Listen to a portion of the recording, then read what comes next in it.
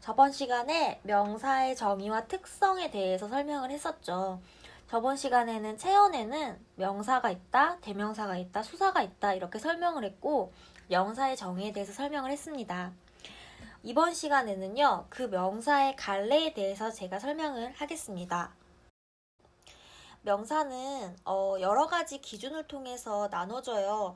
우리가 보통 영어 단어를 외울 때 명사를 먼저 많이 외우잖아요. 그런 것처럼 이 명사라는 것은 단순히 명사 하나만으로도 의미가 통하기 때문에 굉장히 국어에서 중요한 역할을 합니다.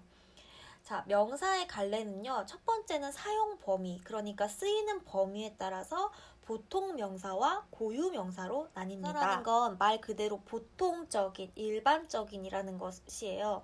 그냥 뭐 사과, 뭐 컴퓨터, 책 이렇게 두루 쓰이는 명사, 일반적으로 쓰이는 명사를 모두 일컬어 보통 명사라고 합니다. 그럼 고유 명사는 뭘까요? 그 고유 명사는 말 그대로 고유성을 가지고 있다는 거예요.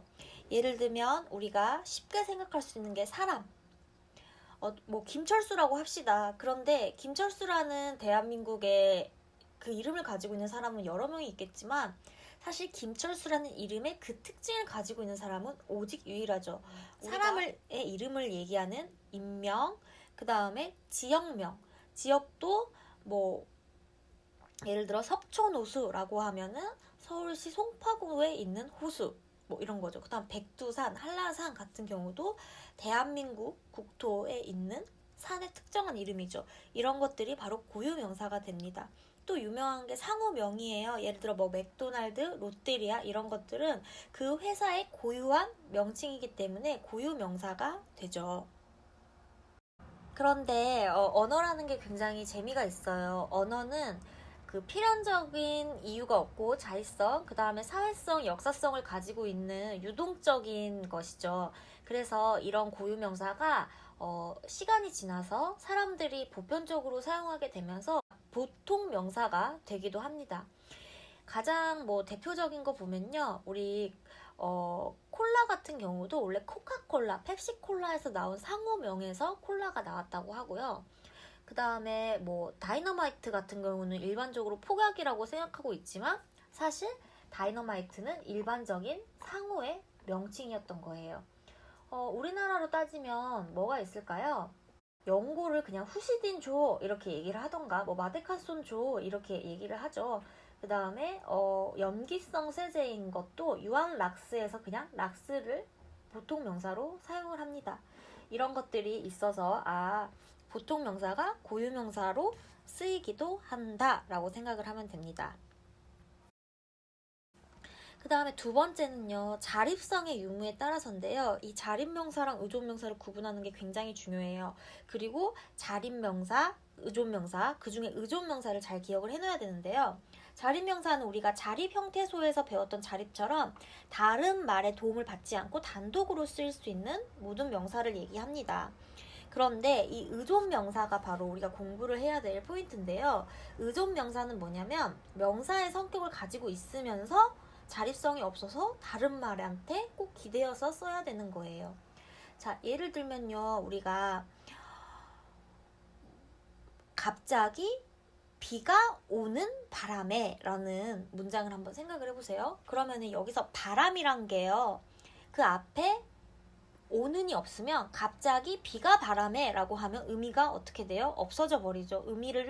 자신의 그 의미를 살릴 수가 없죠. 그래서 바람에는 반드시 앞에 무엇이 와야 되냐면 관형어가 와야 합니다.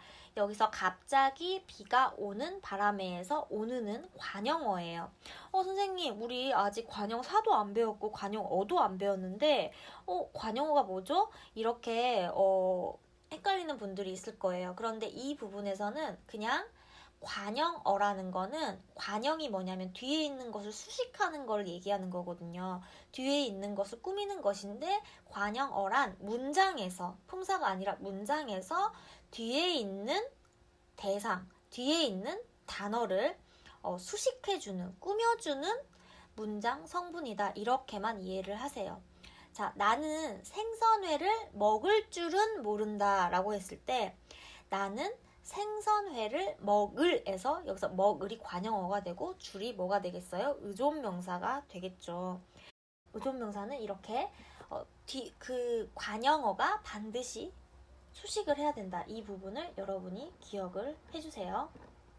자, 그 다음에 우리가 자립명사, 의존명사 이렇게까지 확인을 했고요. 이거는 중세국어에 들어가면 또 이제 명사를 구분해서 뒤에 붙는 뭐 관형격 조사라던가 이런 게 달라져요.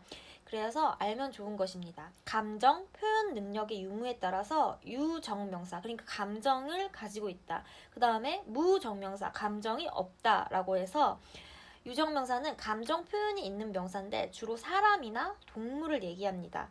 사람은 유정명사죠. 그 다음에 무정명사는요, 감정 표현이 없는 것이기 때문에 주로 그냥 단순한 사물을 얘기합니다.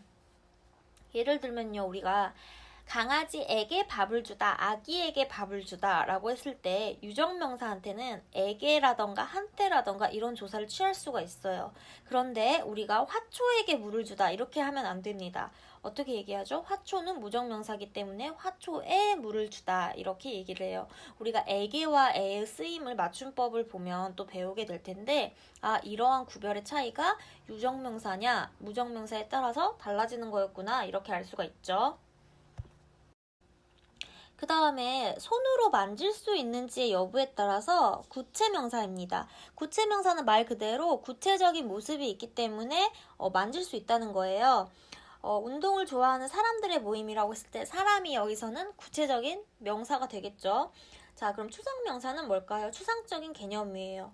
평화를 사랑하는 사람들의 모임이라고 했을 때 평화와 사랑이 추상명사가 됩니다. 여기 명사의 갈래 같은 경우는요, 여러분이 한번 듣거나 보면 이해는 될 거예요. 그런데 이제 문제 같은 경우는요, 의존명사랑 조사를 구분하는 문제가 잘 나옵니다. 왜냐하면 의존명사랑 조사랑 형태가 똑같아요. 하지만 그 쓰임에 따라서 어떨 때는 명사가 되고 어떨 때는 조사가 돼요. 그런데 이걸 어떻게 구분하냐면요, 바로 띄어쓰기입니다. 우리가 조사 외에는 어절을 이루는 띄어쓰기가 되면 하나의 단어로 인정해요. 선생님, 의존명사는 단어예요? 아니에요? 이렇게 물어보는 친구들이 있는데요. 의존명사에서 의존명사잖아요. 그러니까 결국에는 명사 중에서 의존한다는 거기 때문에 명사는 엄연한 단어죠. 그래서 의존명사는 반드시 관형어랑 띄었습니다. 그런데 조사 같은 경우는요, 구품사에서 배울 때 체언 뒤에 반드시 붙어야 되는 게 바로 조사예요. 근데 조사는 예외적으로 단어로 취급은 하지만 체언 뒤에 반드시 붙였어야 됩니다.